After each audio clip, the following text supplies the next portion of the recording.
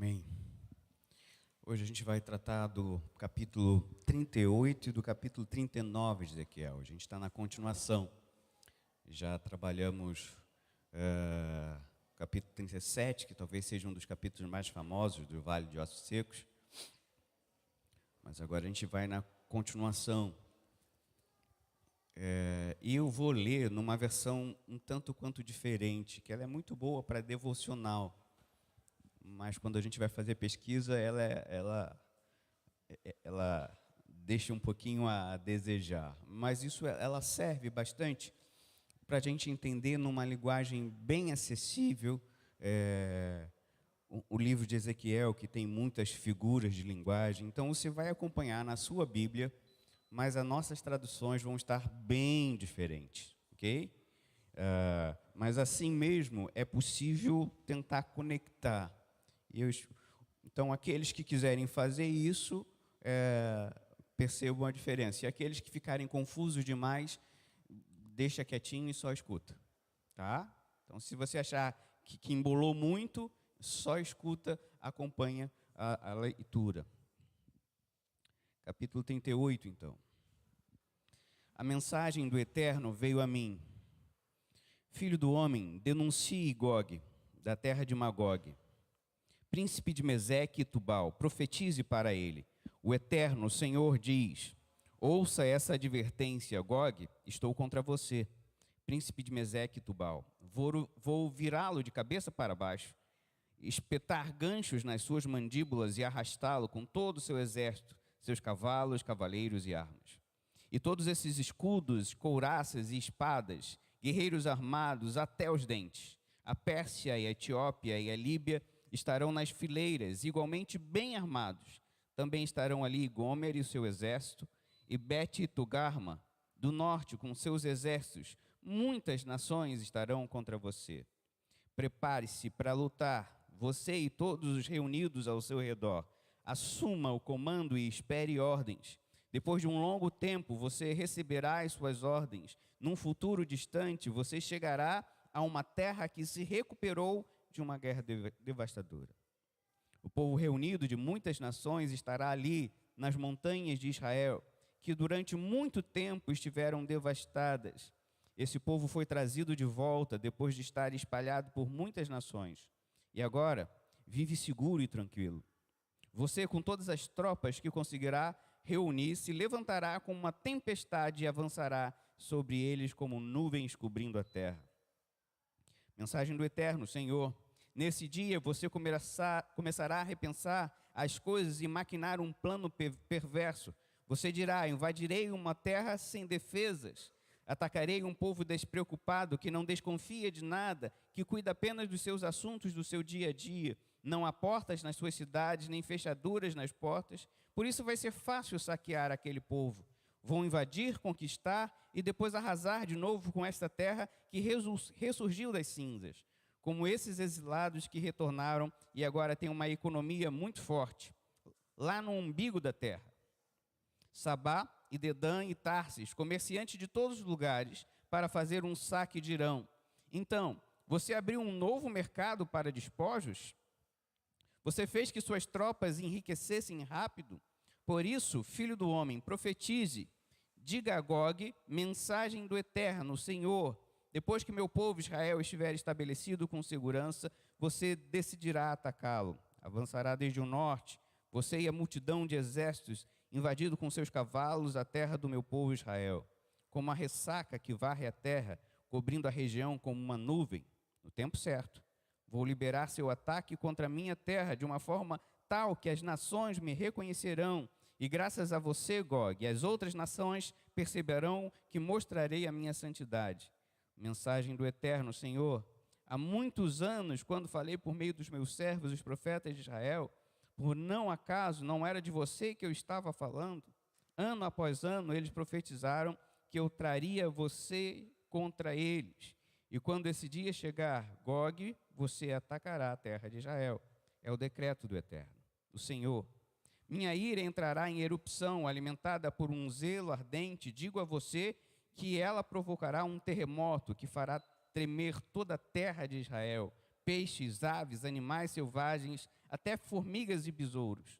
E todos os homens tremerão de medo diante de mim.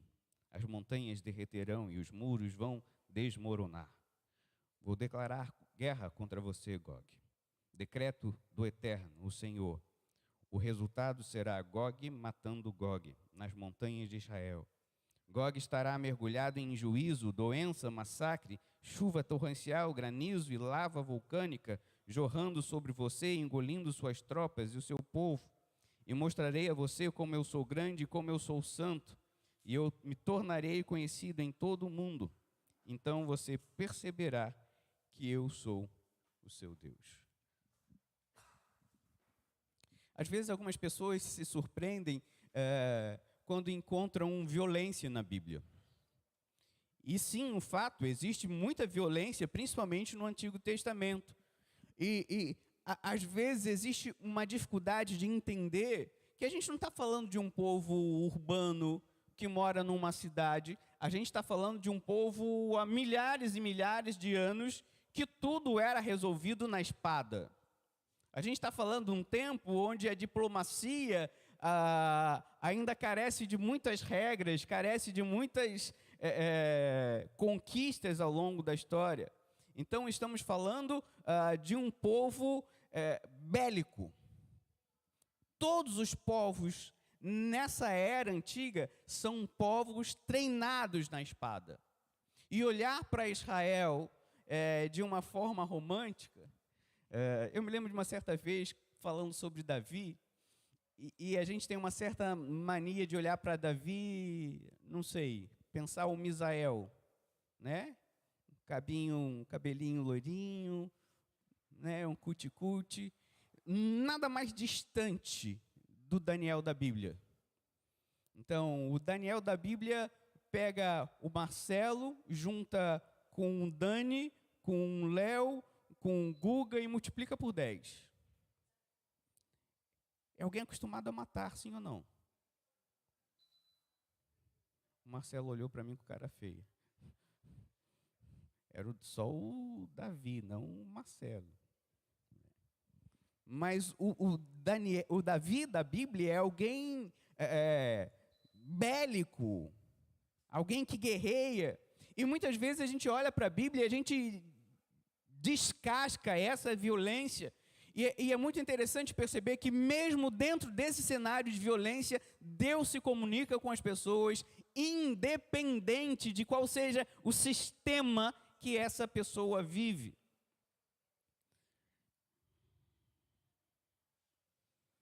E o versículo 1, agora já tentando fazer uma tradução mais próxima da que você está usando, veio a minha palavra do Senhor dizendo. O texto começa então com uma profecia, e a palavra veio. E é muito interessante, porque muitas vezes um pastor ou um líder, ele tem o costume de ir buscar a palavra. O pastor vai separar um lugar que eu vou descobrir o que Deus vai falar. Na Bíblia é o contrário, é a palavra que vem. Não é eu que vou ir buscar a palavra. A palavra profética na vida de Ezequiel revela uma atitude, um desejo de Deus quer falar. Já conversou com alguém que não te deixou falar? Já conversou com alguém que não te deixou falar? Você tenta falar e ela te interrompe. Você abre a boca, às vezes é engraçado que eu abro a boca assim para puxar e às vezes a pessoa não deixa. Isso acontece. Mas por que eu estou criando a cena? É porque justamente agora é como se Deus falasse, eu quero falar. Vocês já falaram, só que agora quem vai falar sou eu. E aí com Deus não tem como interromper Ele. Porque quando Deus resolve falar, Ele fala. Pela autoridade e por quem Ele é. Então isso mostra esse interesse da parte de Deus. No versículo 2, ele dá uma orientação que para nós que vivemos em 2022 parece um pouco estranho. Dirige o teu rosto contra Gog, terra de Magog, e príncipe e chefe de Meseque e Tubal, e profetiza contra ele. A gente começa a história com Deus bravo com alguém. Deus está querendo lutar contra alguém. O texto ainda não diz quem é esse Gog. E por isso, muitas pessoas usam para falar do fim dos tempos, Gog e Magog, como se fosse uma grande batalha. O problema é que Gog e Magog não são dois personagens. Gog é um nome próprio e Magog significa terra do Gog. Então não é Tonico e Tinoco. Não é Batman e Robin. É o fulano e a terra do fulano. Então tem muita gente que confunde que vai existir dois personagens, que no final dos tempos vai ver uma grande batalha que esses dois personagens vão estar. O problema é que não são dois personagens, é um personagem e uma terra. Ok? Então percebe como uma interpretação errada pode bagunçar tudo. Então não tem duas pessoas aqui, uma pessoa, um príncipe e uma terra desse príncipe. Mas é verdade, existe uma batalha que vai acontecer. E aí a pergunta que eu faço é, quem é essa pessoa? Ou quem é essa coisa?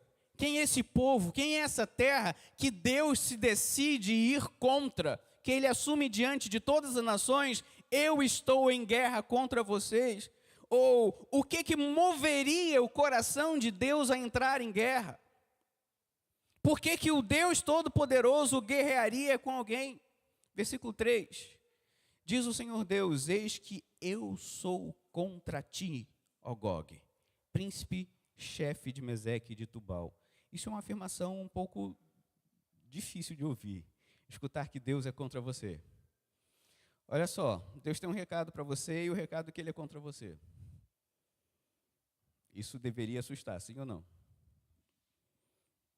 Então existe um discurso, um julgamento acontecendo, e mais do que isso, o anúncio de julgamento.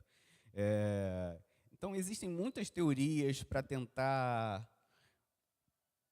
identificar quem é o tal do Gog, mas nenhuma teoria é convincente o suficiente.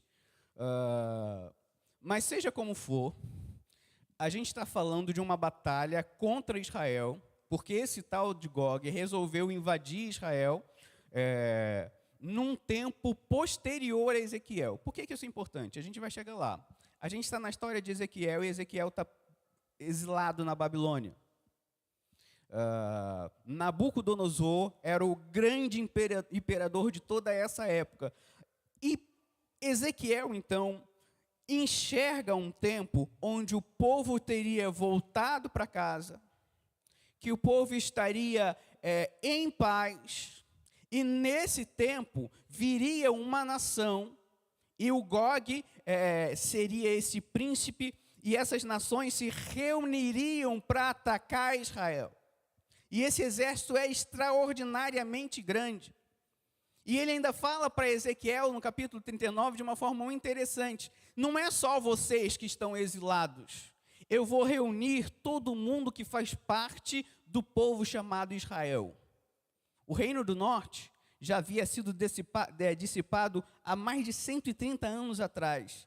E ele fala para Ezequiel, que sempre tem as ações simbólicas, ele pega 2 pedacinhos de pau e junta. Não é só você, Judá, mas é também o reino do norte. Eu vou fazer vocês de novo.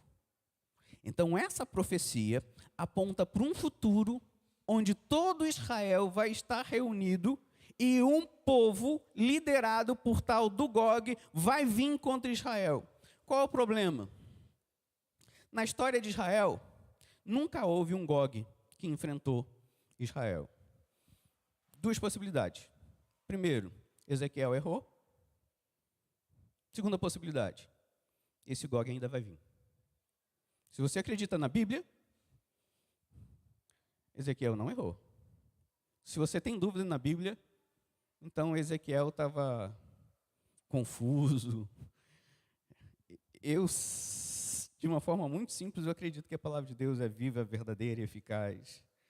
Apesar de nenhum nome, nenhuma nação com esse nome pode ser identificada com isso, em toda a história de Israel não tem como. E a gente vê centenas e centenas de profecias bíblicas que já existiam com comprovação arqueológica. E aí é estranho, porque a gente está falando da Babilônia, quem manda no mundo nessa época é a Babilônia que domina tudo, controla tudo, não tem um outro nome. O que a gente pode fazer, no máximo, é que existia a fama de um reino do norte. É como se fosse assim, qual o bairro mais perigoso de Sara? Qual o bairro mais perigoso de Sara? Oi? Tereza Cristina?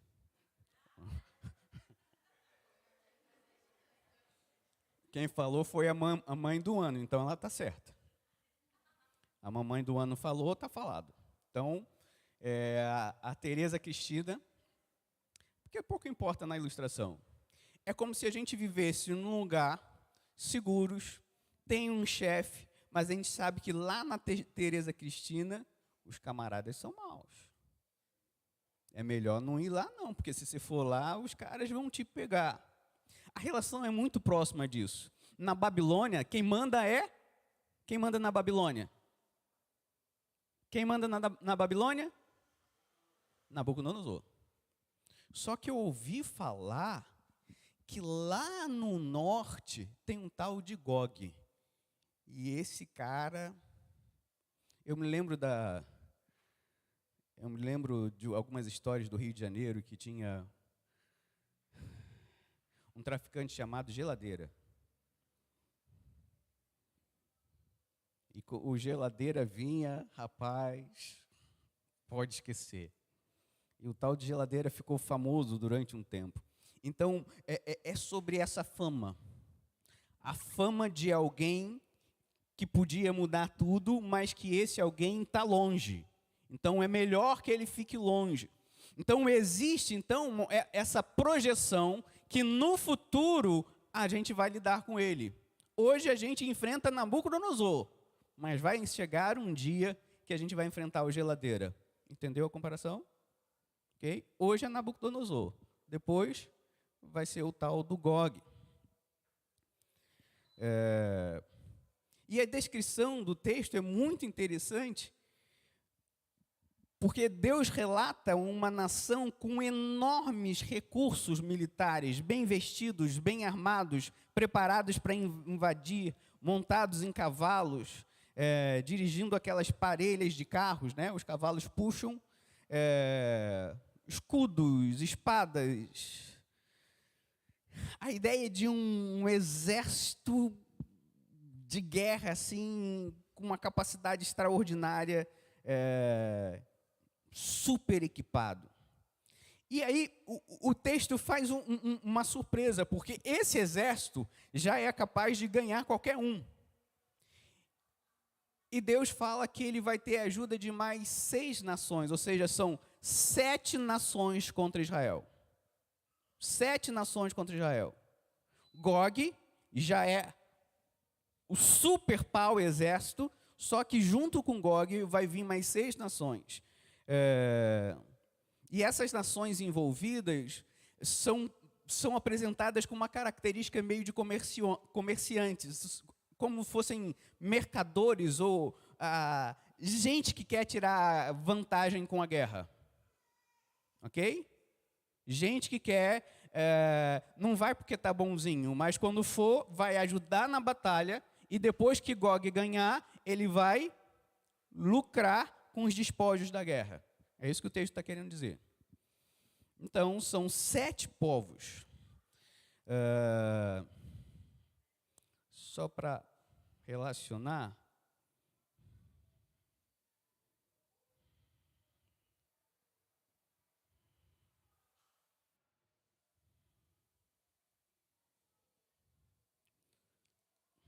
são Meseque, Tubal-Gomer e Bet-Togarma fazem parte do extremo norte. Paras, Cuxi e Pui, que faz parte do extremo sul. E essas nações eram costumeiramente aliadas do Egito. Por que essa informação é importante? A geografia disso é importante. Por quê? Pensa que Israel está aqui, no meio. Ok? E vão vir 4 nações, 3 nações. Isso dá a ideia de que existe uma conspiração geral, mundial, contra Israel. O texto está falando isso literalmente, na época do tal do Gog. Quando? Não sei. Ezequiel viu isso. Quando? 2023? O que a gente pode acertar, o que a gente pode dizer é que isso nunca aconteceu. Ok? Eu sempre vi os pastores mais velhos suando na careca, enxugando o suor. Eu falei, eu nunca vou ter que passar por isso na minha vida. Esse dia chegou. Esse dia chegou. Até a barriguinha veio. Porque geralmente os que enxugavam tinham a barriguinha e enxugava a careca. Veio o combo. Amém.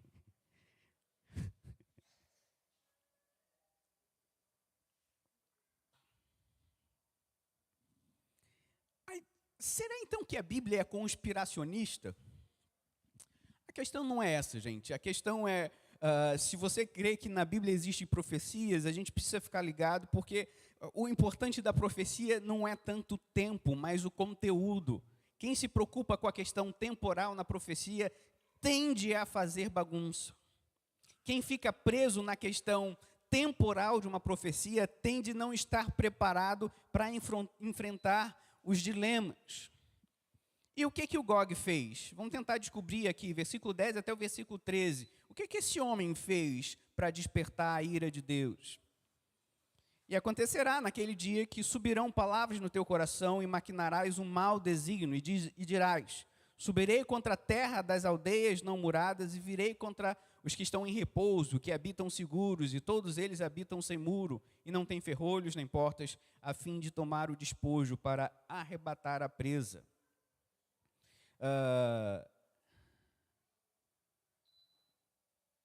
arrogância de Gog provocou a ira de Deus.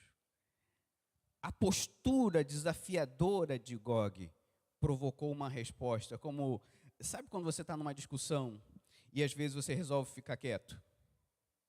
E às vezes você está numa discussão e você fala, não, agora eu vou falar.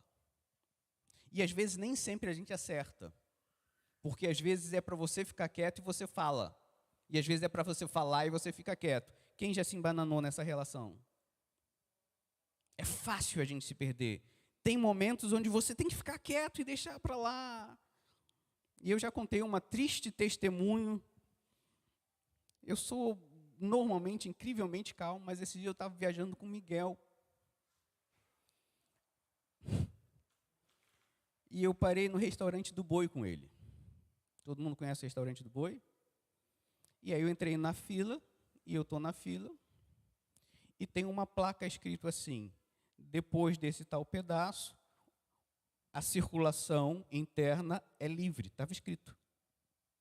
Então eu passei, e aí quando eu fui transitar no meio, um senhor veio falar, é por isso que o Brasil não sei o quê. Ele falou uma, ele fala duas. Naquele período eu estava devendo até, eu estava bravo, chateado, irritado. Ele pegou o cara errado, no dia errado.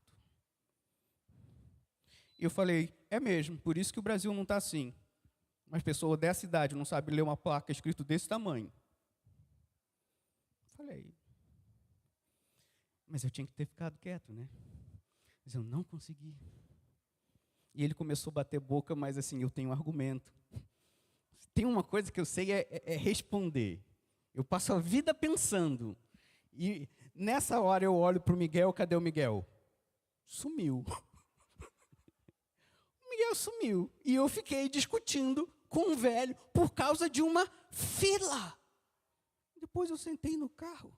Que estupidez. Por que eu estou discutindo por conta de uma fila? Eu falei, meu Deus, eu não estou bem mesmo. Eu não estou bem mesmo. Porque não é que a gente não vai brigar, mas é que existem coisas que a gente deve brigar e existem coisas que não faz nenhum sentido brigar. Amém? O problema é que a gente confunde. O problema é que a gente confunde. E essa arrogância de Gog é como se levantasse, eu não vou ficar quieto. Isso que Gog está fazendo é tão arrogante, é tão presunçoso, que eu vou mostrar para o mundo o que o mundo precisa entender no meio dessa briga. Porque agora Israel não vai ficar discutindo com Gog, esses mercenários não vão ficar tomando despojos. Agora chegou o momento onde eu vou interferir na guerra. E é essa ideia que o texto começa a trazer. E a primeira coisa que Deus fala para esse sujeito é que ele vai fazer ele voltar. Então, talvez o máximo que a gente possa chegar... eu imagino que o maior exército do mundo é da China ou da Índia? Imagino que da China, né? China, né? Se bem que o da Índia também deve ser muito numeroso.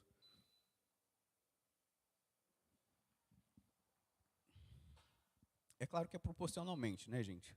Mas a ideia é que a gente está falando do maior exército já percebido na história. E esse exército, justamente Deus vai pegar esse sujeito que está o general e ele vai fazer ele voltar.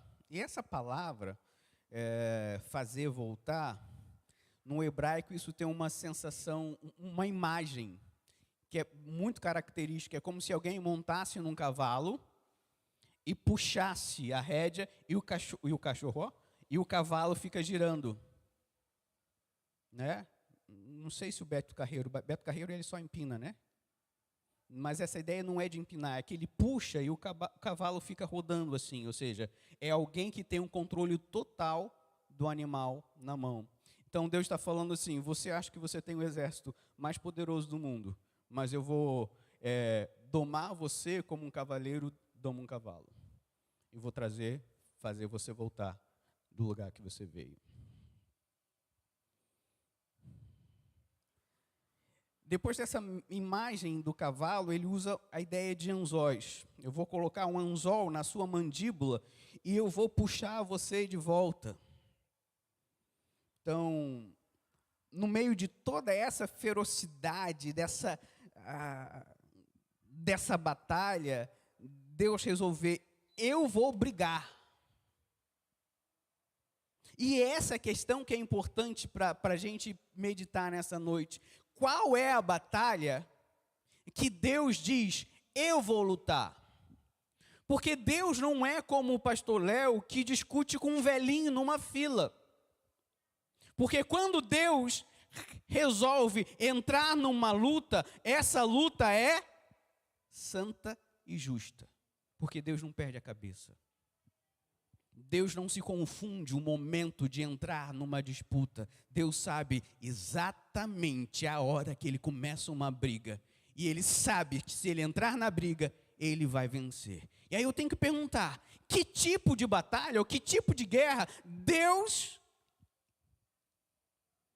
se movimentaria com tanta intensidade, com tanta paixão, porque muitas vezes a gente fica pensando tragédias, guerras, e a gente fica tentando entender. Muitas pessoas ficam decepcionadas porque não entendem a justiça de Deus. No meio da guerra da Ucrânia, por exemplo, por que Deus não age nessa guerra? Por que Deus não... Nos desenhos animados, algum desenho animado que eu vi, não lembro exatamente, no meio da guerra, em vez de sair bala, saía flores. Por que Deus não faz um milagre em vez de cartuchos de bala saem flores? E a gente não entende, e realmente não existe resposta na Bíblia para isso. Mas o texto está trazendo um momento onde Deus toma a iniciativa de entrar em guerra para combater a ganância. E o motivo é muito interessante, porque nesse momento da história, Deus vem para defender o seu povo. Porque em muitos momentos, Deus permitiu que o povo fosse vencido, derrotado. Porque em muitos momentos, Deus, você fez? Te vira, Israel. Só que nesse momento, Deus está dizendo, não, agora ninguém vai afrontar o meu povo. A postura de Deus aqui é tão direta, mexeu com o meu povo, mexeu comigo. O povo que estaria vivendo nessa época paz e prosperidade não vai ser molestado. E o versículo 16 traz uma resposta extraordinária que ele já deu nos capítulos atrás. Lê para mim o que está escrito no versículo 16.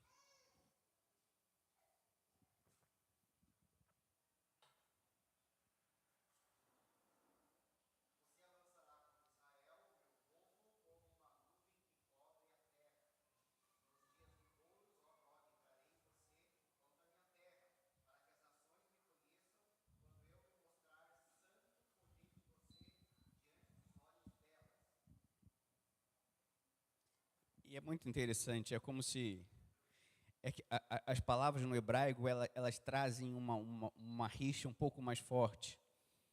É claro que é ilustrativo, é como se Deus estivesse falando para Gog. Sabe aquelas coisas de filme, de desenho, que o mocinho faz assim para o bandido? Sabe?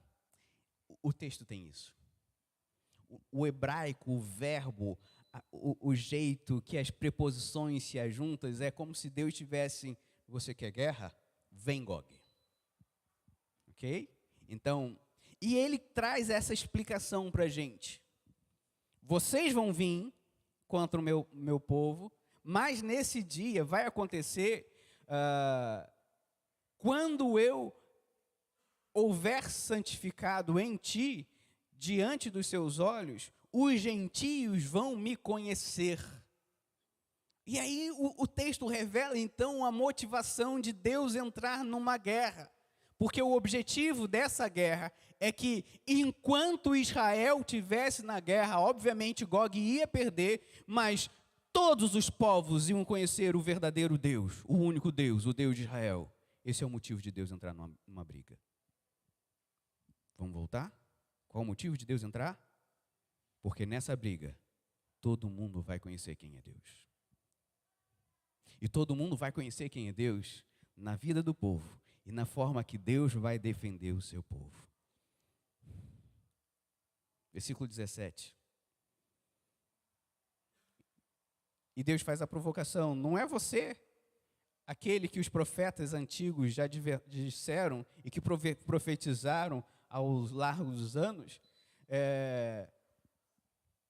Deus usa através de Ezequiel que essa invasão de Gog, Ezequiel não era o primeiro, já existia uma profecia anterior de que isso ia acontecer.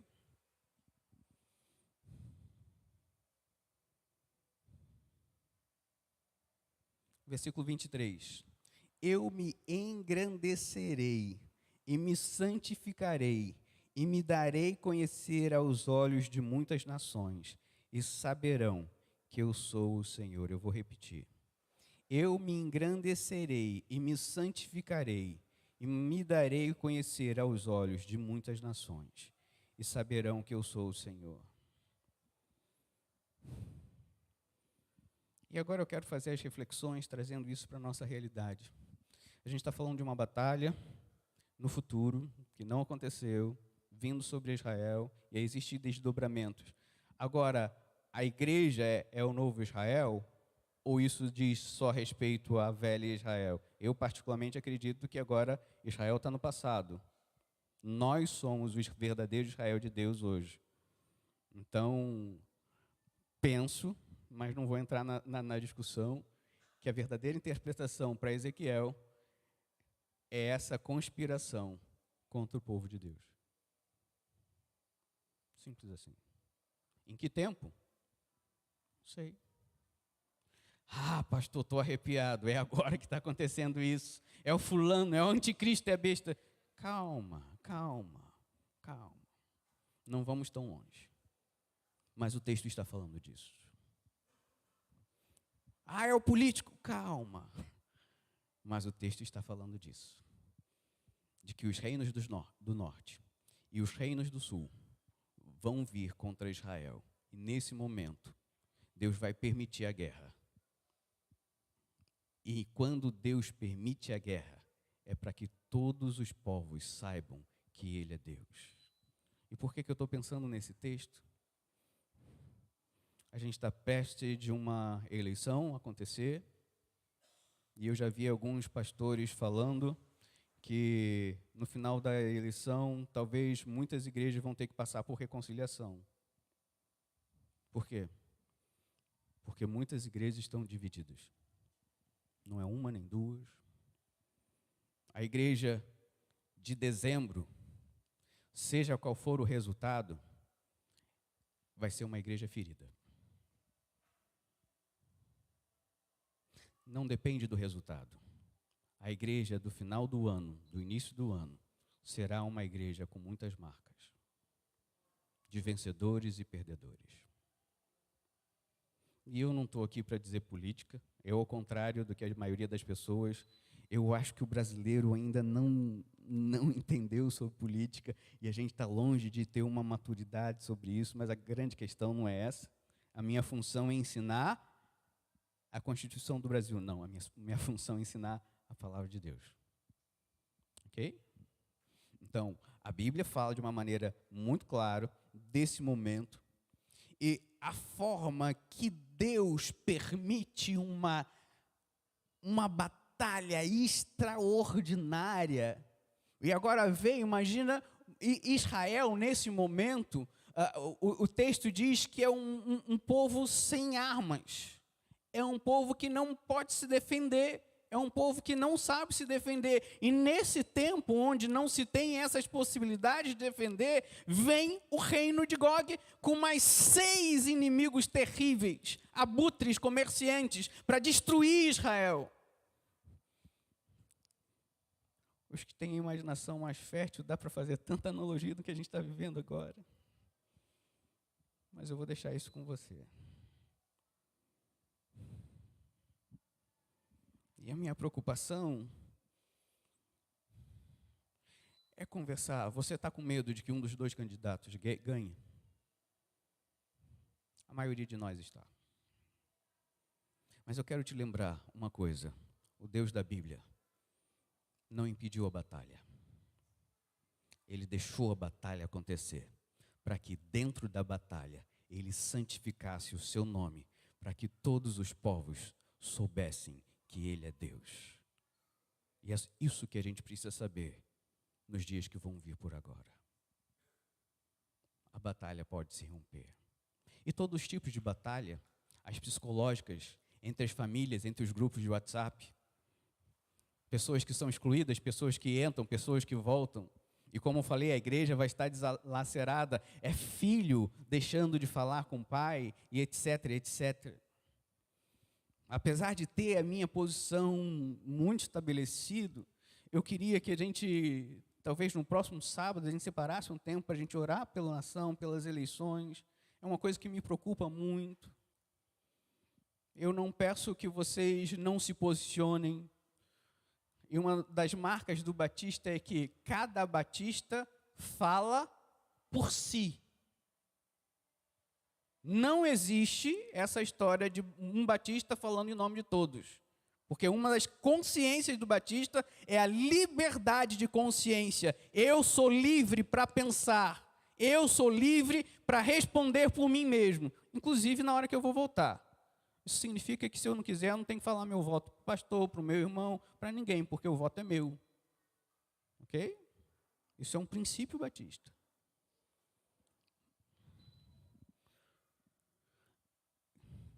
E aqueles que conversam comigo sabem a minha posição e como que eu me posiciono em relação a tudo isso. Mas o evangelho não é marcado por isso. Eu vejo tantas publicações, teologia de Facebook, teologia de Instagram, e isso não serve para mudar a vida de ninguém. Porque aí fala, crente não pode ser de esquerda, crente não pode ser de direita, crente não pode ser aquele que apoia o fulano. Gente, isso é muito ingênuo. E eu tenho até pastores, professores meus de seminário que caem nessa armadilha. Porque uma coisa é a questão teológica.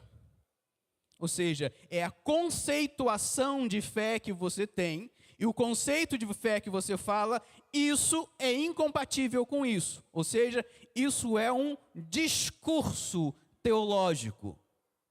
E o seu discurso pode estar todo perfeito, mas na vida real, discurso perfeito não traduz em cristão perfeito. São duas coisas completamente diferentes. E a grande provocação que eu preciso fazer como seu pastor, se você quiser saber o meu voto, é só te chamar depois eu falo, isso que eu penso, isso. Não tenho medo. Mas eu tenho bastante temor que a gente não saiba brigar e viver esse tempo como pessoas servos de Deus. Crente não briga de qualquer jeito. Isso significa teatro. Giovanni, o vovô. Vem aqui na frente. Mas quem? Eduardo.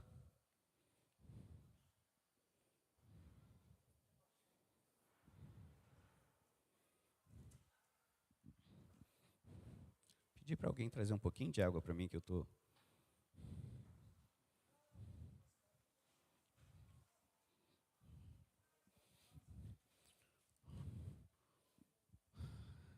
Pastor faz papel de pai às vezes. E às vezes o pai precisa falar de coisas que as pessoas não querem muito ouvir. Mas eu, como pastor e amigo de vocês, eu sou responsável por produzir uma confiança, uma consciência. E essa consciência precisa ser anterior à ideia de cidadania e precisa ter essa consciência espiritual. Porque o que o texto ensinou para a gente? Que às vezes o próprio Deus permite a batalha. E vai existir no futuro essa batalha, que ainda não aconteceu. Pode ser essa? Pode, não sei. Como que a gente vai saber? Agora,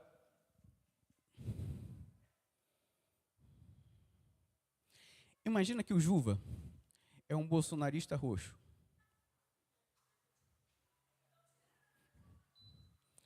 Imagina que o Eduardo é um Lula roxo. Ok?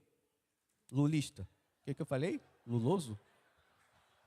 Luleiro?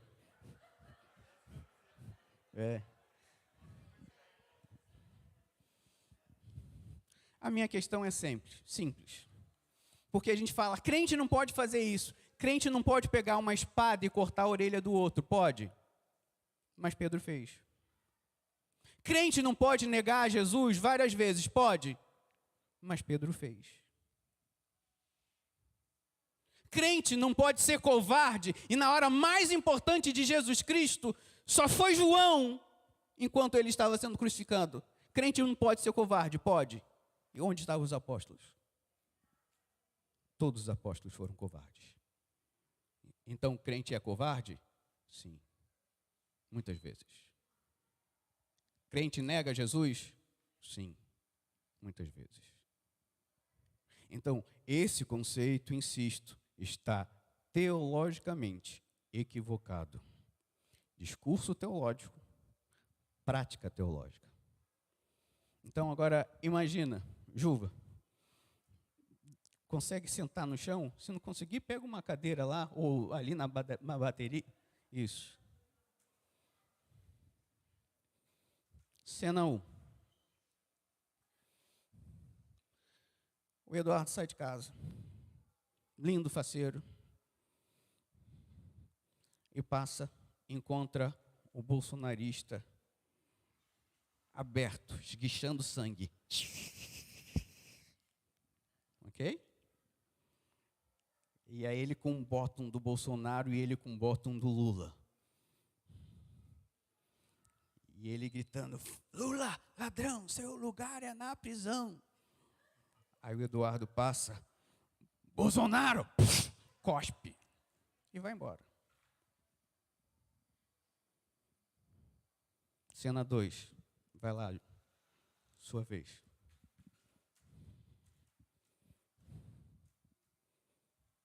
Agora quem está no chão é o lulista que eu falei? O lulista. Agora é ele que foi atropelado. Foi atropelado. E aí o bolsonarista chega e ele vê o cara atropelado. Bem feito! Lula lixo! Ainda mete Globo no meio, porque eu não sei qual a conexão que tem que fazer, né, com Globo. Globo lixo, Lula e cospe e vai embora. Qual o problema dessas duas histórias? Gamite, vem.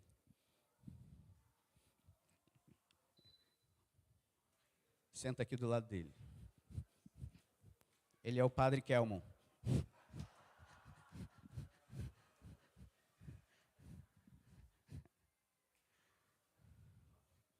Brincadeira. O Gamite é um crente de verdade. Mas ele tem um candidato dele. E você julga na sua cabeça qual é o candidato dele. É um dos dois. Tá? É um daqueles dois ali mesmo. Ele não vota diferente. Ele não vota na Marina. Não, é num dos dois. Só que ele está saindo de casa. E ele vê os dois atropelados. E quando ele vê os dois, o coração dele se enche de misericórdia. E ele mete a mão no bolso e diz para o sujeito lá da hospedaria: todos os custos da recuperação deles é meu. Cuida deles, até que os dois estejam bons. Esse é crente. Quer saber quem é crente? Faça a experiência do bom samaritano. Porque esse papo de fazer construção, mas o aborto, tá, eu entendi a lógica, mas a vida é um pouco mais complexa do que isso. E nesse momento pós-eleição, vai ter gente com um discurso cristão perfeito, mas sem nenhuma misericórdia. E sem misericórdia não existe igreja, e sem misericórdia não existe cristianismo. Talvez as suas ideias estejam perfeitas. E uma certa vez uma mulher chegou para mim porque queria fazer evento disso e cuidar das crianças e cuidar dos velhos e cuidar dos presos. E eu falei, tá, vai querida, o que te impede?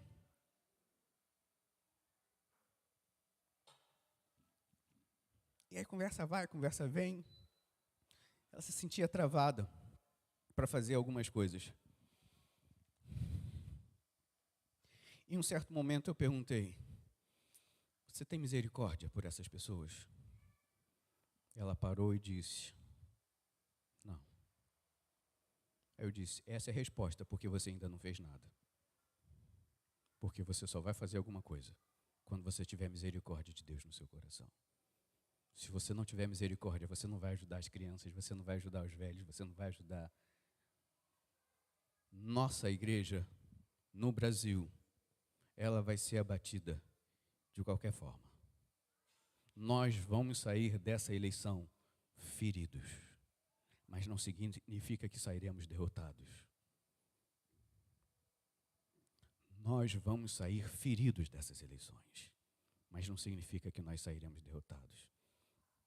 E essa história de Gog mostra um momento onde o povo de Deus não tem nem como se defender. E, sinceramente, eu fico perguntando, como que o povo de Deus vai se defender hoje? Não sei, porque para mim está difícil. A forma que as pessoas olham cada vez mais para os cristãos, que tratam os cristãos, está cansativo.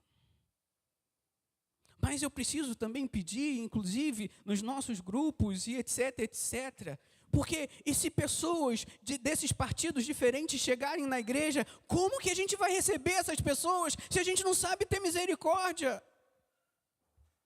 Como que a gente vai amar, abraçar essas pessoas se a nossa percepção política é tão inflada?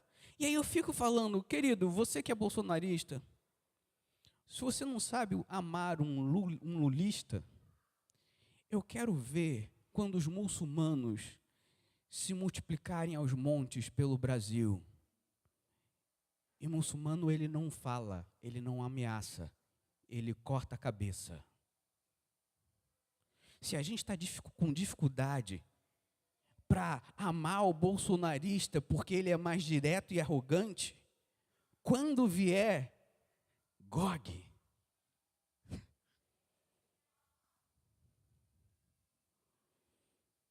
a gente não vai estar preparado, a gente não vai saber o que fazer.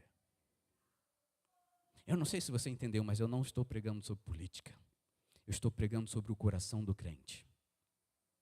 E existe uma revelação de que nesse momento onde o povo de Deus se sentia acuado por todos os lados, porque Gog é mais forte que Israel, sim ou não?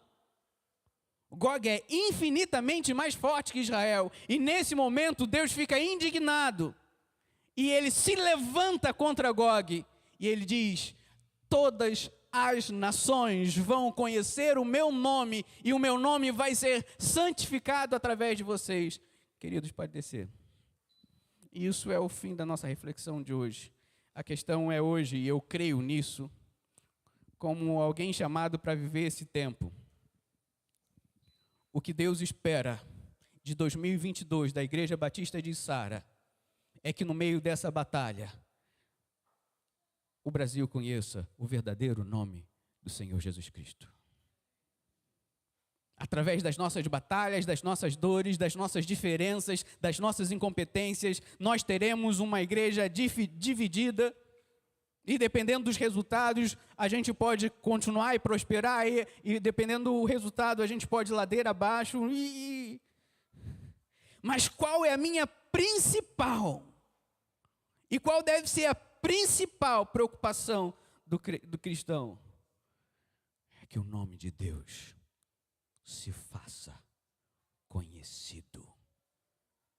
E que o nome de Deus seja santificado enquanto a gente está no meio dessa batalha. Eu vou pedir para que você feche os seus olhos. E eu quero que você pense, enquanto a gente se afastou de você por questões políticas.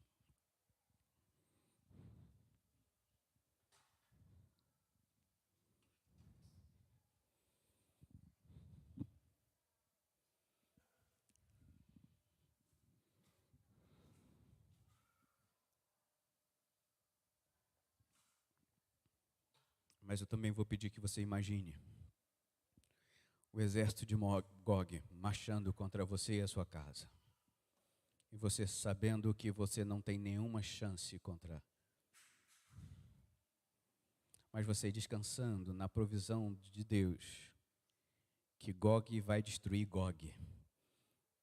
Porque Deus se levantou para defender o seu povo. Senhor, eu quero te suplicar. Somos tão limitados, Pai. Somos tão confusos. A nossa visão sobre as coisas é pequena. Mas a tua palavra fala em Daniel que o Senhor levanta reis e o Senhor tira, rebaixa os reis. E a gente suplica que o Senhor tenha misericórdia de nós. Estamos aflitos, os nossos filhos, todo mundo respira isso, todo mundo pensa nisso. Mas a tua palavra fala de um momento onde a gente vai estar sendo invadido e sem nenhuma chance de revidar, mas que o Senhor entra de uma maneira extraordinária, mostrando que a batalha é sua. E para que a gente mantenha confiança no meio da batalha. Te damos graças, Senhor. E suplicamos que o Senhor ensine a nossa alma, ensine o nosso coração. Porque nós sabemos que dias de paz e dias de guerra farão parte das nossas vidas. Seja conosco, Deus, em nome de Jesus. Amém. Chamar os músicos.